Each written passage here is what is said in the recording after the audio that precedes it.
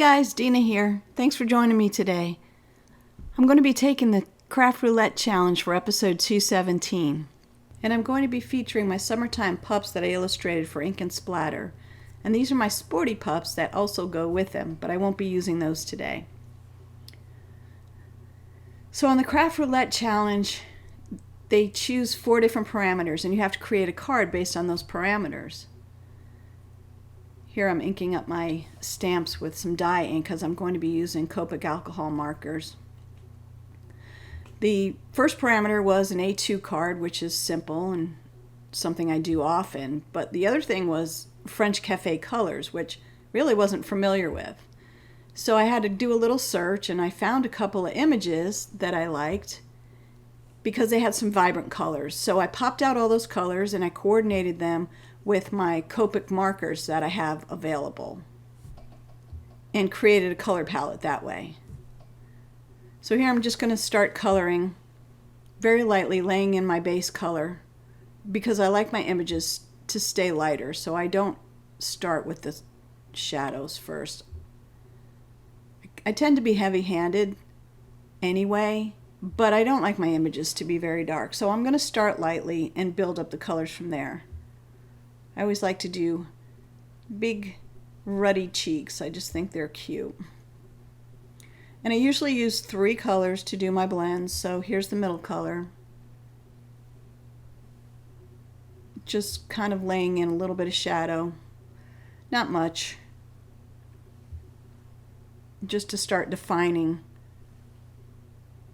the bow and the cheeks. And now with my darker color, just a little bit because it's pretty vibrant. And I don't, like I said, I don't like my images very dark, so I don't want the dark shadows taking over. And I'll do a little blend again with the last marker, with the first one I used, I'm sorry. It's the lightest color, and it just kind of softens some of those edges. But I'm just kind of dotting it around because I really do like the texture that I get in the fabric, to make a fabric of the bow.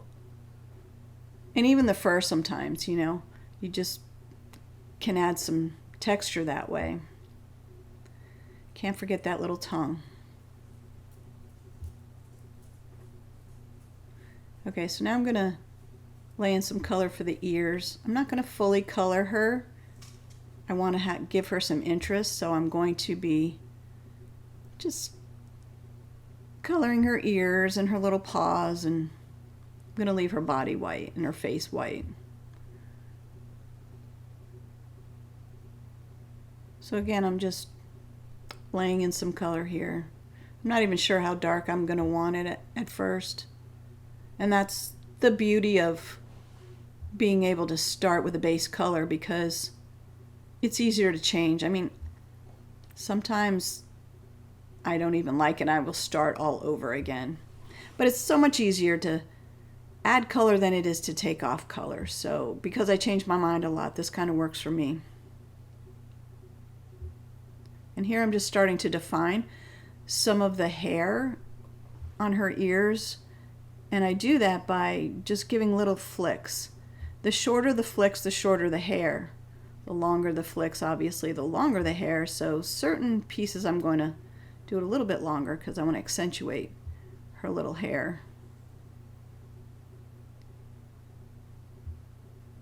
I mean, this is just a little cartoon, so I'm not trying to go for realism here. Just adding some wisps here and there to define her hair.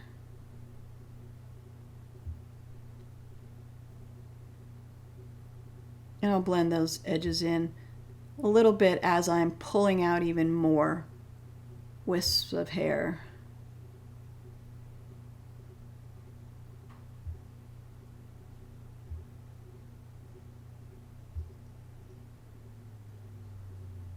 I'm blending upwards because the bottom of her feet would be in shadow. And you definitely want to keep in line with the lines of the image. It looks more cohesive when you're blending and coloring. You won't get unwanted streaks or puddles.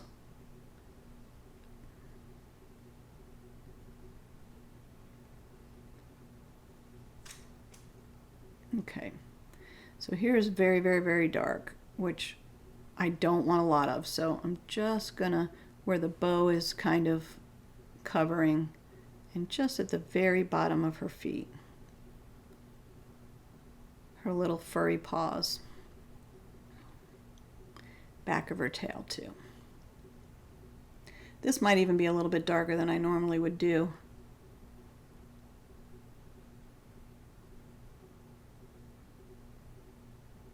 But I didn't want her to drown out against the background, because my background's going to be pretty vibrant.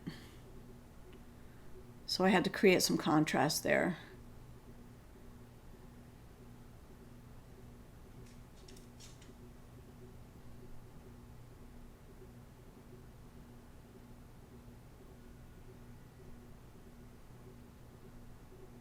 So some of the other parameters for this challenge is we had to do something that had to do with June. Well, when I think of June, I think of summertime. So I decided to create a little beach scene, which is not far from my thoughts anyway, as I am definitely a beach lover. And one of the other parameters would be polka dots, which is another thing that I had no trouble incorporating. I love polka dots.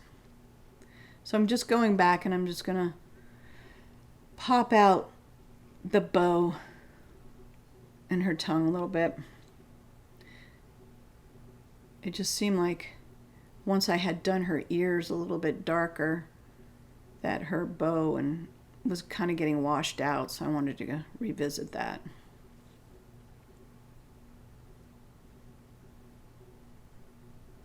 So I'm trying to stay in keeping with the French Cafe colors that I printed out. I don't normally use such a saturated pink or red, but I think it kind of works for this image. Okay, so for the beach towel or blanket, I'm going to go with some violets. And I'm just following the contour of the image. It's got some ripples in it, so I'll be able to add some extra shadows there. Of course, some of this won't be seen once I put my card together, but I still want to fully color it, because this way, you know, sometimes I like to change my composition, and this way everything is ready to move around my card and change up the elements composition.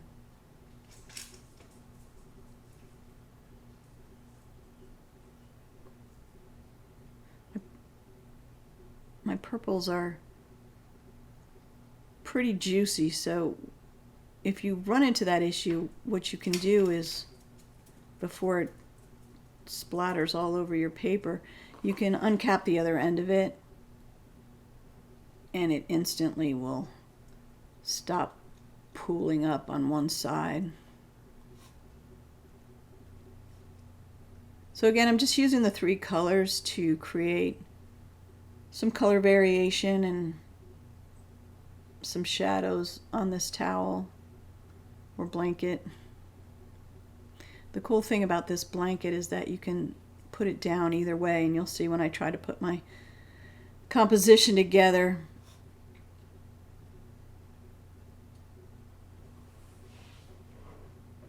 I'm able to flip it from one side to the other.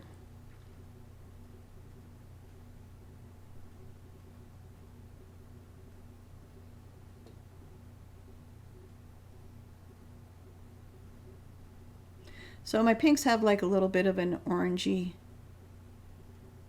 hue to them. for this image because I'm using some reds and trying to again keep in line with the French Cafe colors that I pulled out. And I'm going to carry those into the little frosty drink I have over there as well. I definitely want to repeat my colors in different parts of my project to keep everything fluid and cohesive. It helps to bring your eye in and it just kind of makes sense.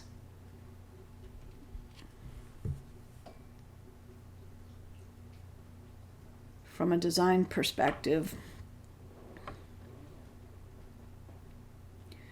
Alright, so now I'm going to work on the fruit. I made this fruit a little bit darker than I had wanted to, but hey, we're just going to go with it. Maybe it's a piece of red grapefruit. It's okay. I'm not striving for perfection.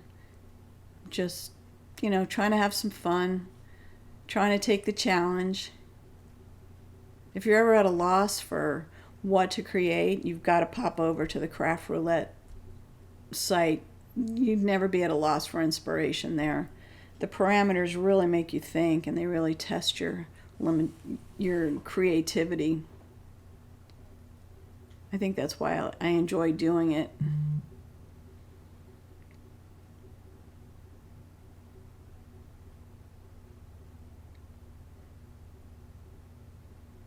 I'll put some links below if you want to take the challenge yourself or to look at others, and there's so many. This is episode 217, so there's 217 challenges that you could potentially take.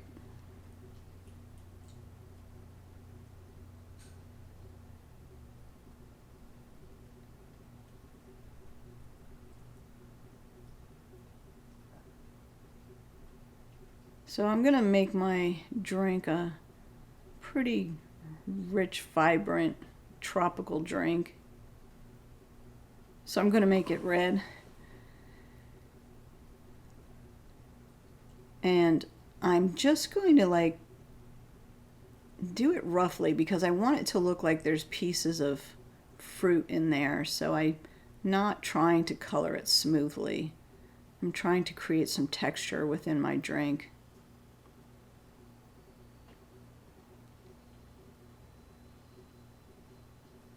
So I'm just dotting around, adding some shadows to look like little frosty bits or little bits of fruit. And then I'm working on my little ice cubes.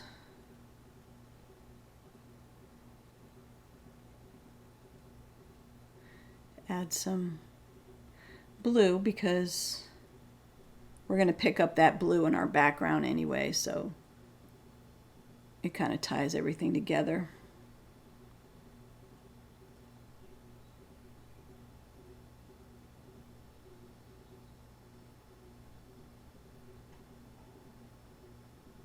Can't forget my straw and the little umbrella.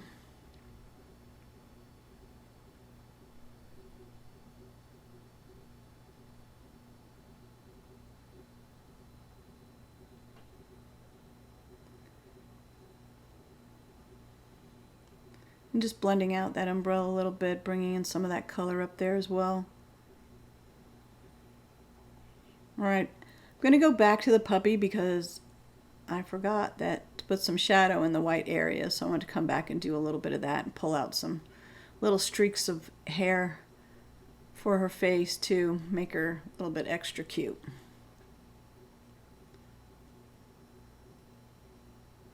So again, I'm not coloring her whole face, I'm just pulling out with long flicks to create hair wisps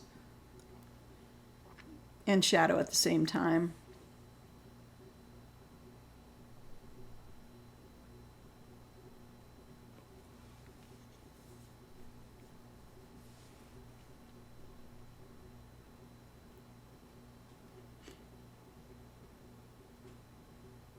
And it just brings in the the color from her ears and her paws to a little bit darker. I want to see that hair.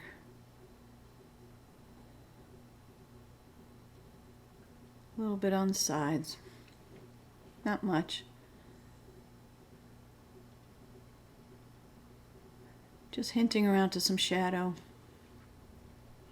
where her head or her little paws would be covering. And anything I don't want to look like hair, I'm just going to blend out slightly. I don't want it to be too streaky.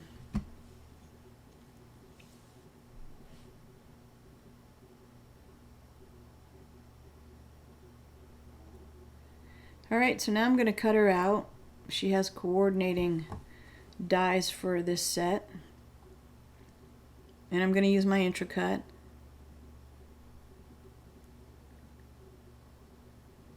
Just makes it very easy because it's adjustable, so.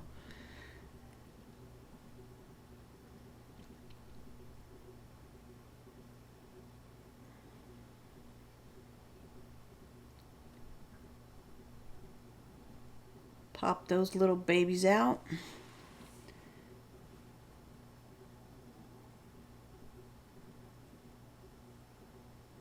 Alright, so for the polka dots, I have this Blossom Bash from Ink and Splatter that I designed, and I have a big colorful polka dot sheet in there. So I wanted to use that for the background. But I just want to make sure the colors coordinate, so I'm going to set everything on it first. Yep, looks okay.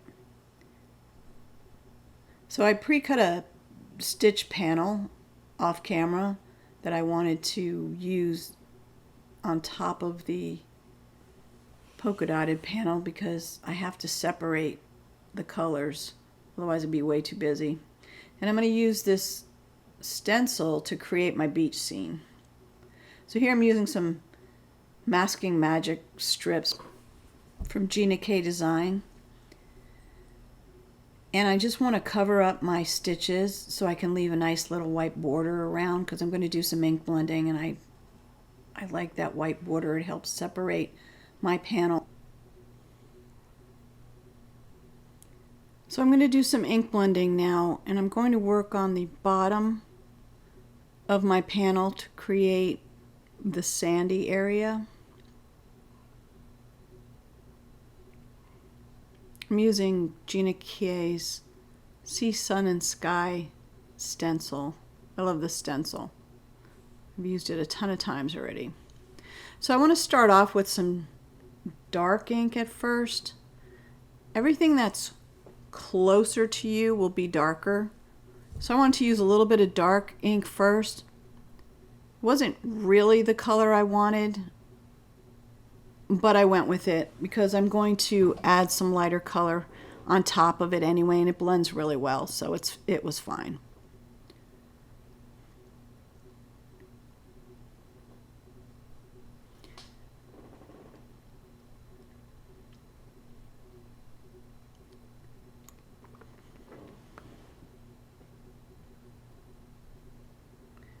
So I put my ink on a glass block so I can control how much ink I use when I'm blending.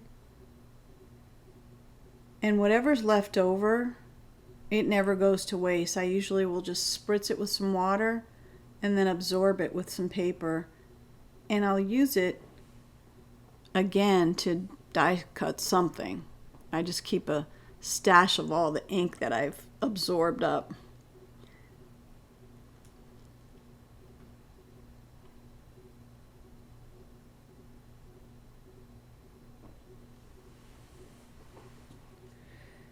So it's a little sandy color. I know it kind of looks a little yellowy on the video.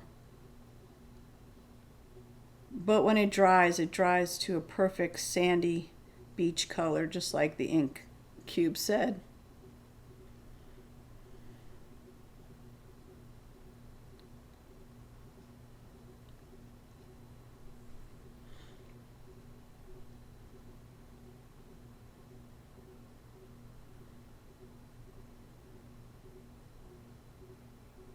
Okay, and now what I have to do is, or what I want to do is create a mask for my sand because I'm going to be working in the water.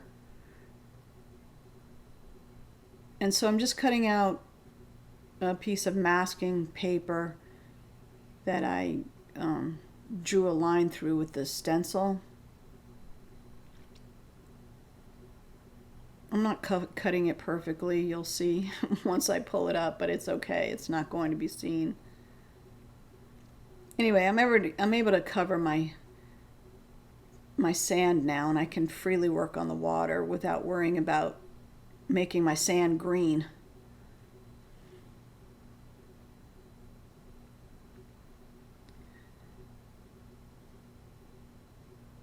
So again, I'm taking the darkest blue that I plan on using, and I'm doing that first because it's closer to me. But I'll use some variations of blue with a couple more different waves just to add some interest to the card. I mean, you don't have to do that. You don't have to add movement or waves. You can, just do it one time if you like. So now I'm just figuring out a way to reposition it so it looks a little more natural when I go do my next wave of water.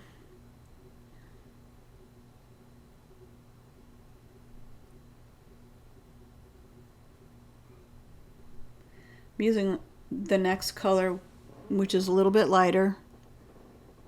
And it's okay that I don't have this blue part masked off because, like I said, the color that's closest to you is darker, so if you get a little bit in there, it's totally fine.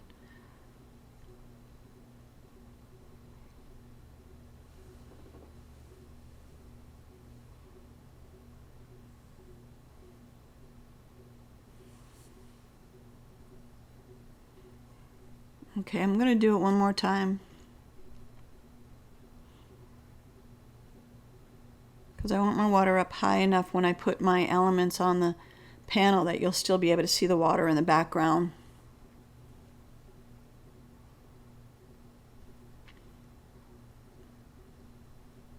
So here I am sopping up the ink, and there it is. I'll use that panel again for sure.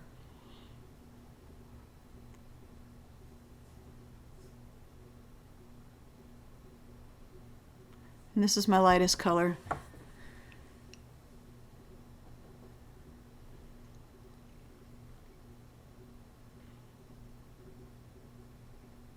And then it adds just a nice variation of color in the waves.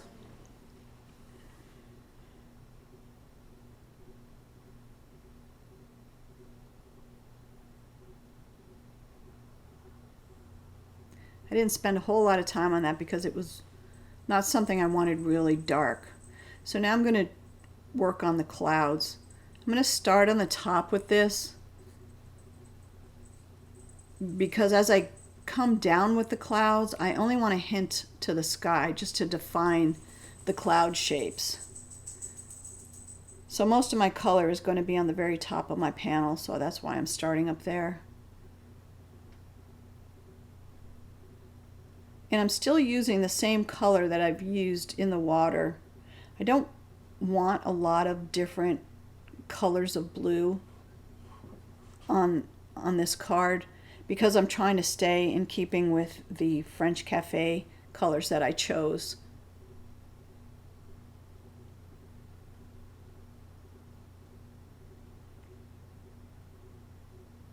And because it's cute and whimsical, it totally works. And so now I'm going to replace the clouds, but I'm going to change the position of them slightly because I don't want them to look uniform. Clouds never look uniform.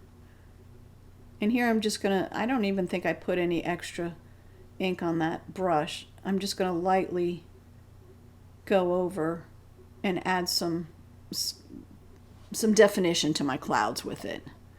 And I'm going to do it one more time and move the stencil. And I'm trying to line it up with the cloud above it so that it doesn't look like there's just some kind of weird cloud sticking out of nowhere. And so there's my panel, and I'm just going to reveal the edges, and there it is. That's definitely looks what I needed to do. So I'm decided that I needed something else on my card, so I'm going to cut out a sun, and I'm going to use the Bumblebuzz paper from Ink and Splatter. This one has a little polka dot piece that I liked, so I'm going to cut this out and add it to my little beach scene.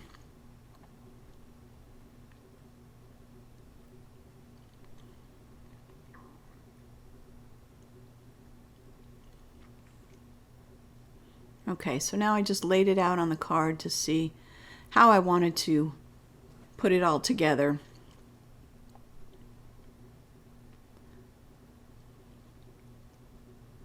All the colors seem to work. They seem to be in keeping with what I first had in mind. But the sun needed something, so I decided to do a little ink blending over it. And I wanted to see which color I wanted to use. I have a light pink and a darker pink, and I was testing it on a piece of scrap paper and putting it closer to my little puppy to see which one I like the best. This one's a little bit lighter.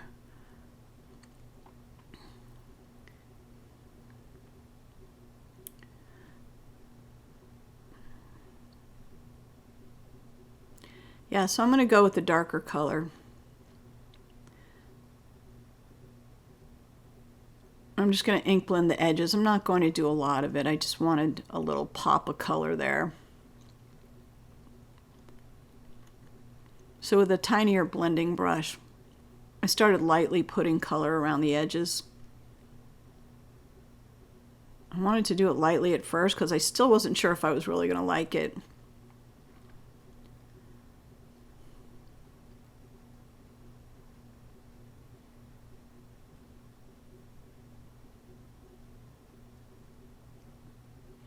But then I thought, oh, it didn't look too bad, so I decided to go with it.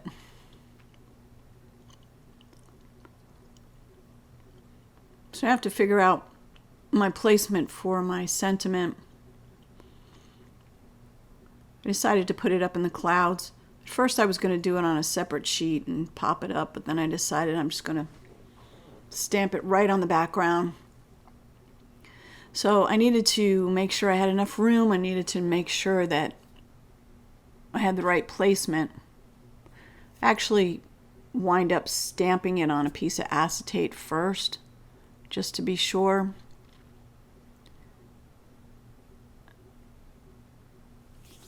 And then I just inked it up with some more black dye ink.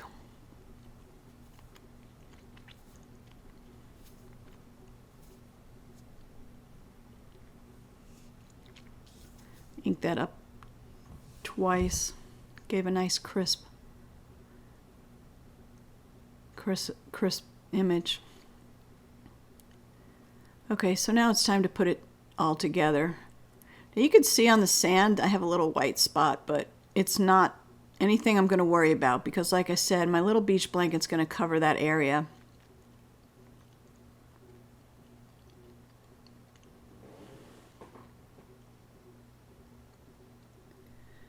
And there's the sun. I really like the sun, but there's a few rays that are bothering me, so I'm going to just clip off a couple of them.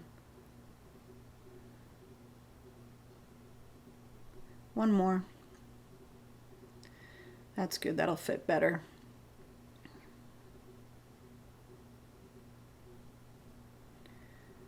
All right, so now it's time to put it together. The back of that paper also has pattern on it. I love that plaid, but today we're using polka dots.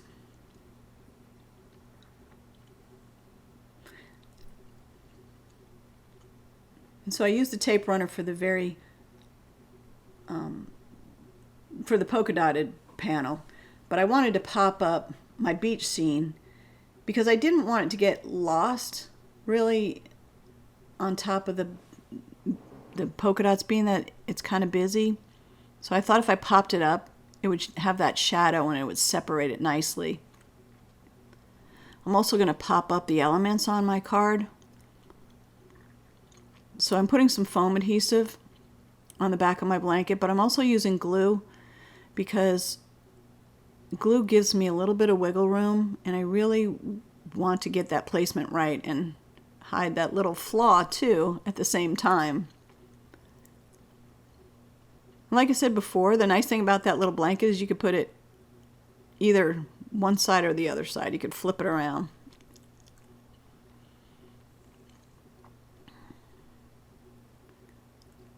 And see how the glue is helpful in this situation because I changed my mind a couple of times. Okay. So now the little puppy, I'm going to also pop her up. And once again, I forgot that I need an extra piece on the back of her. But I'm going to use the glue as well. I mean, it's double reinforcement for one thing, but like I said, it gives you time to kind of move stuff around. Just got to put one more piece behind her head so she sits correctly. And pop up that little drink too. Not a lot of adhesive there. And I'm going to put my sun last because I want to make sure I position it in the right place. I'm popping the sun up as well.